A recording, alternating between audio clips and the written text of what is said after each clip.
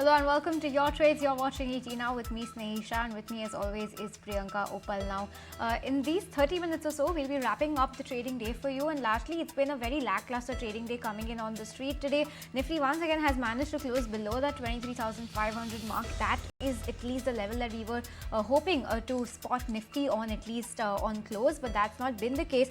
0.3% lower coming in for the Nifty. You have a 0.6% cut coming in from the day's highest point.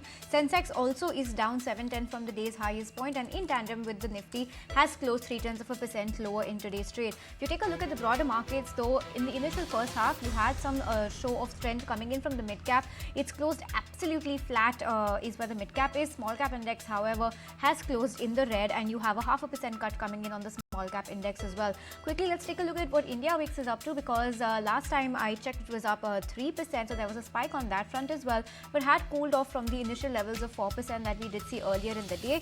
But comfortably above that 15.1 level is where India Wix is, so that's a slight point of worry coming in. If we take a look at some sectoral gainers and losers in today's trade, Nifty Metal was shining away bright in today's trade, followed by FMCG, PSU banks, auto, realty, bank and financial services. These are your top sectoral gainers today. However, if you take a look at what weighed on the index today, the entire IT pack is closed in the red. Deep pressure coming in on TCS, Infosys, Wipro, Emphasis, LTI Mindtree, Nifty Media, Pharma, Energy. All of these have closed in the red. But just to get slightly stock specific, if you take a look at some of the big gainers and losers in today's trade, you have the likes of Honasa Consumer. Throughout, ever since opening bell, it has been locked in 20% lower circuit. So that stock did not do well on the back of weak commentary, weak quarter two numbers coming in. Muthoot Finance on the flip side, they have raised their gold AUM guidance as well. Positive brokerage notes, so that stock did phenomenally well. Hero MotoCorp, remember, numbers came last week, but brokerages note have cheered, and Crompton Greaves also very good set of numbers and good brokerage notes. So this is what stood out to me, Priyanka, today. All right, absolutely, Snehi. But then look at the flip side, the gainers. We had stocks from the metal pack, especially the aluminium counters, Hindalco, Nalco, Vedanta. They were up the roof today. In fact, Nalco was up 10%. Hindalco was the top gainer, and this is especially on the back of the aluminium and the copper prices. Especially, we saw the kind of surge they're coming on the LME index also. China has ended the export soaps as early as December 1st, and that's what waited on. That's worked for the aluminium consumers, and that's what we've seen, the aluminium and copper prices, and hence the stock surging today. But the other set of so metal was one pack which was gaining today in trade. But then on the flip side, one more pack, City Gas Distribution Company, especially IGL, MGL, they were badly hammered today. IGL taking a hit of more than 15%, MGL taking a hit of more than 6%. It's all because these companies, of course, they're going to take a 20% cut in domestic APM gas allocation. This one has made weight impact, and now going further, this can impact the company's profitability, and hence we've seen the traders also reacting to. The only restart is that they have to take a price hike, which might not come in one go. So these were the kind of spaces and sectors which were reacting heavily to the stocks today. But we will also get you an 80 Now exclusive. Government is mulling 100% FDI in insurance. Anurag Shah will join us later on the show with more details on that. But let's understand that what do this sideways move, this lackluster kind of trade on index means for index traders. Shivangi Sarda joins in to tell us more on the index and her specific trades. Shivangi, welcome to Your Trades. What should one do? Because now there are a lot of whispers about can there be a possibility of rebound, especially a report coming in, a U-turn, a tactical reversal report coming in from CLSA. Moody talking about the GDP growth.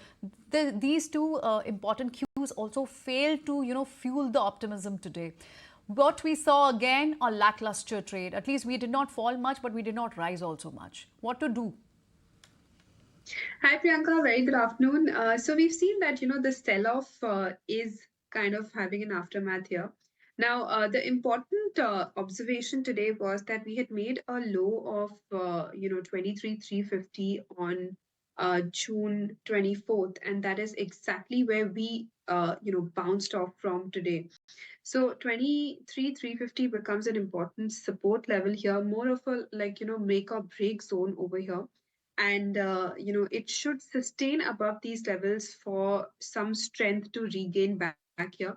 But of course, we're not expecting any U-turn from here. The reversal is quite slow and steady in process. Rather, we've seen put call ratio have sunk and even the India VIX has risen and is hovering at the higher zones, which clearly indicates that bears still have a good grip in the market. Also, we've seen there has been a breakdown on the daily basis, range breakdown. So there will be some sort of pain which will linger on for some point of time. But the good part is that we've taken a little bit of a breather here, and we've roundabout closed above 23,450 levels, which somewhere means that we are heading for a little bit of a time correction rather than the price correction which has happened in the last 4 to 5 weeks. So levels wise, if we talk about 23,350 will be a make or break zone here with a hurdle of 23,750 marks. Okay, Shivangi, thanks for that view coming in. Now, when you joined us last time, you said something that's really stuck with me. You said the concern is global, but the dent is personal.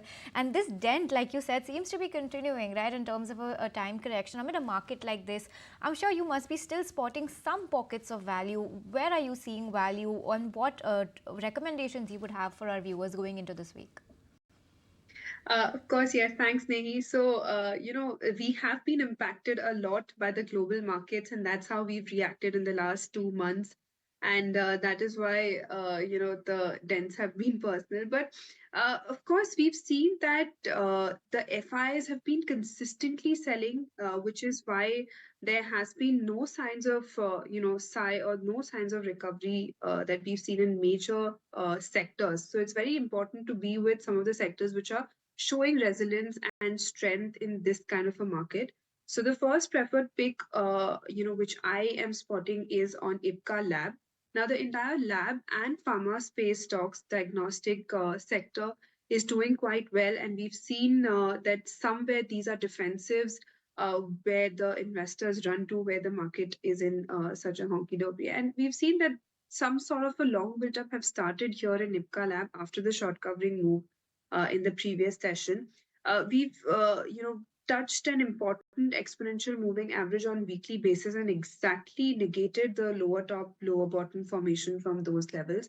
So definitely this stock is one which is looking quite positive, and one can expect targets of around about 1630 here. So recommending a buy here for those targets with a stop of 1530 levels. Now, the second pick on my radar is Indian Hotel. We've seen that there has been a fantastic price volume surge last week, and today's session there was a bit of a follow up, but again intensity had become a little lower. But good part is that it is holding on above 730 odd levels, which is a support here.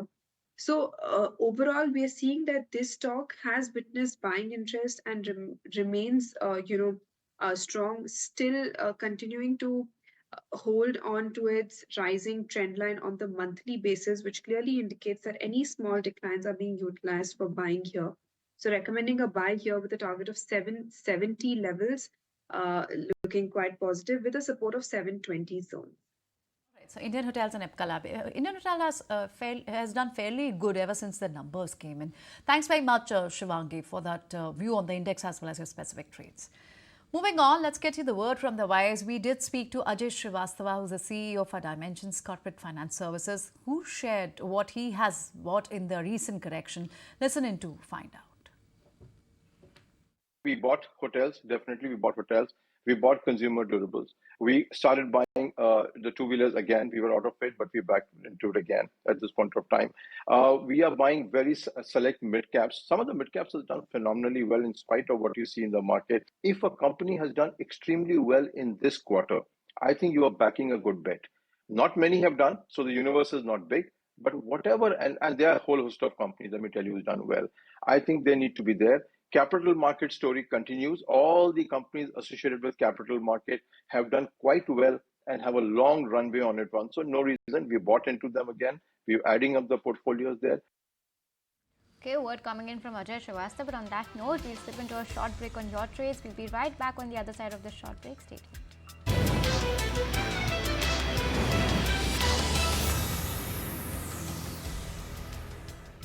Welcome back. You're watching Your Trades on ET now. Moving on to some stock-specific news. Honasa was logged in the lower circuit today after reporting a loss in the second quarter. The company also saw higher than expected inventory correction. Let's listen in to a slice of the con call from the management. Now, from quarter two and half one perspective, I think there are two areas where we recognize that our outcomes have not sort of gone in line with our expectations. One, of course, is the impact of the sales returns and the inventory correction that has come through, which is higher than what we had imagined it to be. Because as we went into executing that, we clearly realized that there were pockets of sub-distributors or in-market credits which we had not taken into account. And as we've also talked about, the 4 or 5 key areas which are areas that we're focusing on, where we believe we need to rethink and some of the strategies and calibrate and evolve them in line with how we're seeing the landscape evolve. Okay, well, that stock has taken quite the beating in today's trade, but what next? Now, where is Honasa Consumer headed after this? Let's go across and listen in to Nikunj Dalmia's take on this earlier in the day. See, I don't think this was something which markets actually foreseed coming through. That's one. Second, what was Mamaearth? Mamaearth's strategy was centered around a lot of acquisitions, high growth, focus coming back onto profitability and gross margins, which were lower than the industry average because of EPC, because of advertising expenditure. That will start normalizing.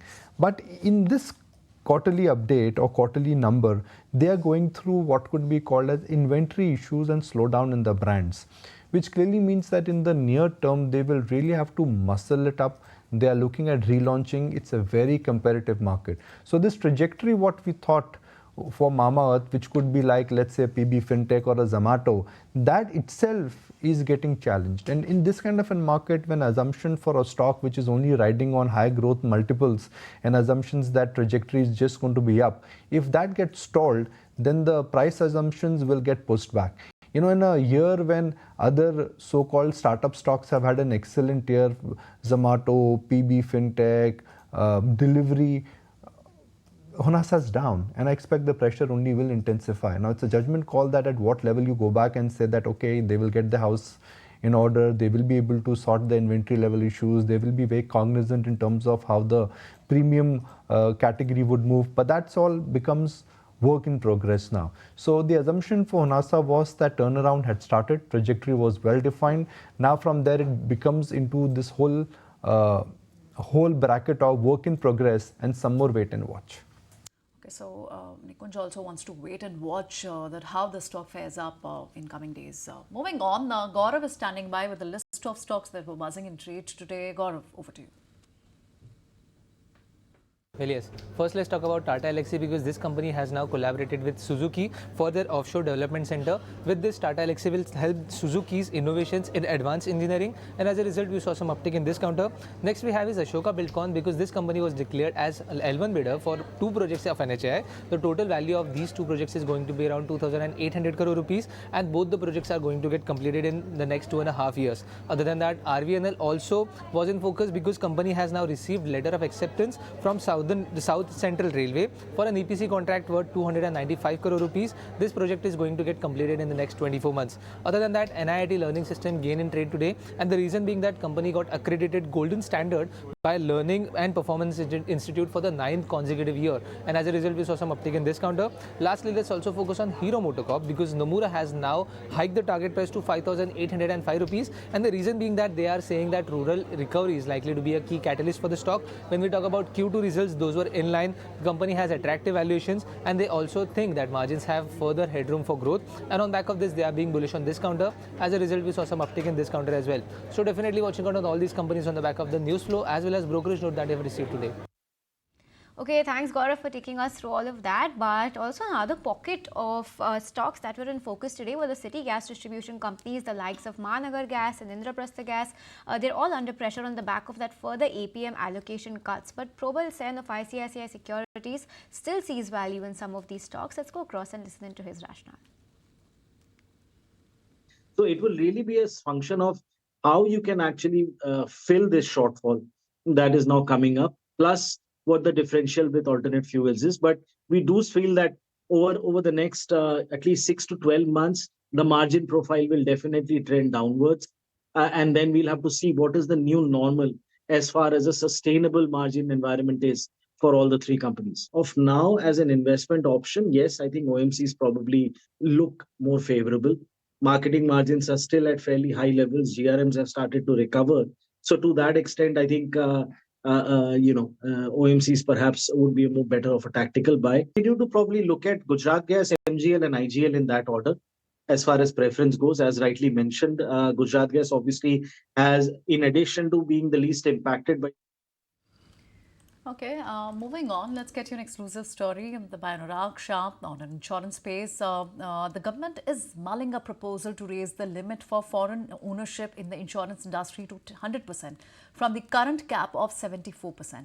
Now, the Finance Ministry is discussing the plan initially proposed by insurance regulator IRDA. At the highest level, sources tell ET Now. Anurag Shah joins in with more details on that. Anurag, over to you.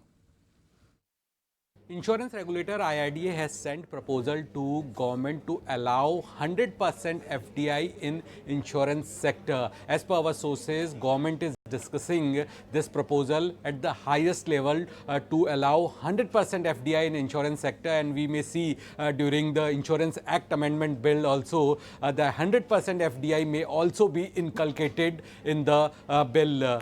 As per our sources, that 100% FDI is required in insurance sector because insurance is a capital intensive sector, and to achieve the insurance for all target by 2047, capital is required for the insurance sector, and that's why insurance regulator IRDA has sent this proposal to have the FDI limit increased from 74% to 100%. Presently, the 74% limit in FDI was increased in year 2021 from 49% to 74%, and now to increase the insurance penetration and to have a growth in insurance sector, there is a more need of capital, and 100% FDI will give a comfort to the foreign investors also to run their business independently. It's an idea behind 100% FDI in insurance sector. Okay, thanks Anurag for all of those details. But with that, we wrap it up on this edition of Your Trades. Thanks so much for watching.